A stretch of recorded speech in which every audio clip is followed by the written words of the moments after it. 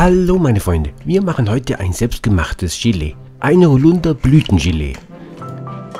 Und zuerst fangen wir mit der Vorbereitung an. Das heißt, wir entsaften 2 Zitronen und die Holunderblüten bereiten wir vor.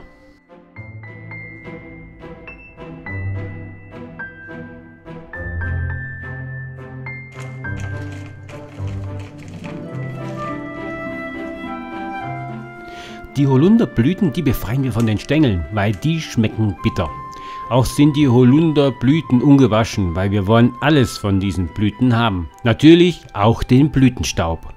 Auch befreien wir die Blüten von den Insekten, falls welche drauf sind.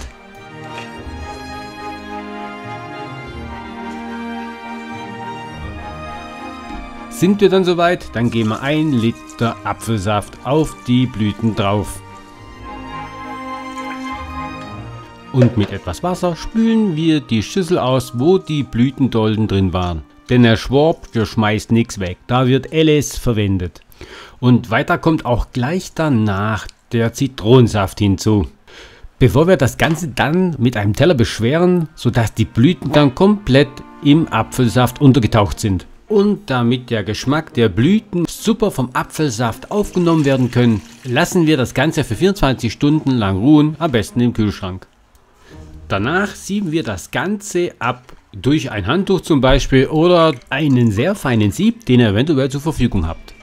Haben wir nun alles im Topf drin, geben wir den auf den Herd und erhitzen ihn. In der Zeit gebe ich auch den Gelierzucker hinzu. Ich nehme aber den Gelierzucker 2:1. Auf manchen Verpackungen steht auch 2+1. Aber das Verhältnis, das stimmt nicht, sondern wir müssen 0,75 Liter Saft auf 500 Gramm Gelierzucker berechnen.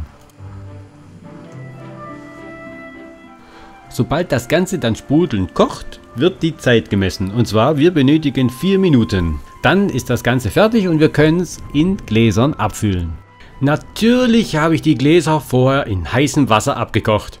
Und sobald ein Glas voll ist, machen wir sofort den Deckel drauf und stellen es auf den Kopf. Natürlich machen wir fest zu. Ist ja logisch, sonst drückt es jetzt unten das Gelee raus. Aber das hat es bei mir auch schon gegeben. Das machen wir jetzt natürlich dann so lange, bis kein Gelee mehr im Kochtopf drin ist. Ach ja, und manche kriegen Panik wegen dem Schaum, der oben drauf schwimmt. Der stört mich überhaupt nicht. Und da müsst ihr natürlich aufpassen, beim Zudrehen vom Deckel. Da sind die Gläser natürlich richtig heiß. Da nehme ich meistens ein Handtuch dazu.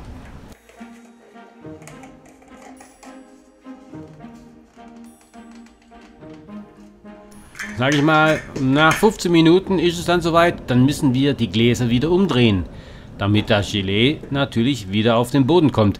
Aber auch das hat sich schon mal bei mir zugetragen, das habe ich vergessen und somit war das ganze Gelee immer am Deckel. Und wenn dann beim Aufmachen das so ein Geräusch macht, dann ist alles richtig gelaufen.